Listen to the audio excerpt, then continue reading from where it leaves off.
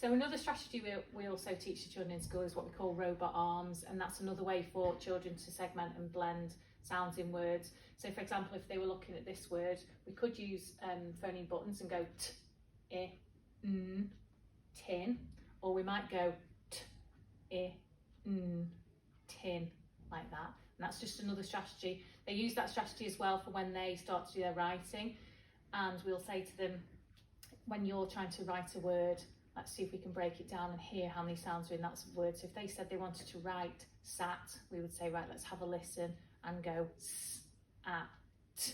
So we know it's got 3 sounds in it, s, at, t. And that would then help them to spell that word. Each week when they're in school, whatever phonics they've been working on, so whatever letters and sounds they've been learning, they will also read a book that's directly linked to that, which will have the same sounds in it. And you'll notice that when they bring it home, it's got a sticker on the front. These books are kept separately to their other reading books, which we will explain as well. So when they bring this book home, they'll keep this book for a week. When they bring it home, we'd encourage you to get the children to use their knowledge of the letters they've been learning to sound out the words, and it might just be very simple to start with the name of the characters.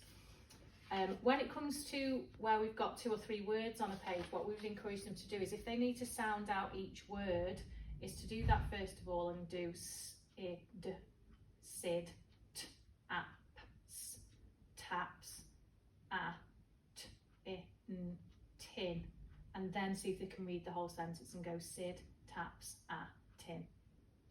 Okay. So once the children have learned most of the sounds from the alphabet, we move on to the next phase in their phonics, and the children start to look at sounds or phonemes such as ch and sh. And what we have to get the children to understand is that although there are 2 letters, this is one phoneme because it only makes 1 sound. Similarly, then it moves on to sounds such as E, I, O, etc. And again, we get the children to understand that these 2 letters, when they are seen together, say E. So it's only making 1 sound, so it's 1 phoneme, and IGH, obviously, making an I sound within a word, or O and A making an O sound within a word. And it progresses like that throughout the end of reception and into year 1. We will send home a booklet, which is called Letters and Sounds, and inside it you'll see some ideas for things like games that you can play with the children to help them with their phonics. It then explains the different phases in phonics and how the order that the letters are taught in, so hopefully you'll find that useful.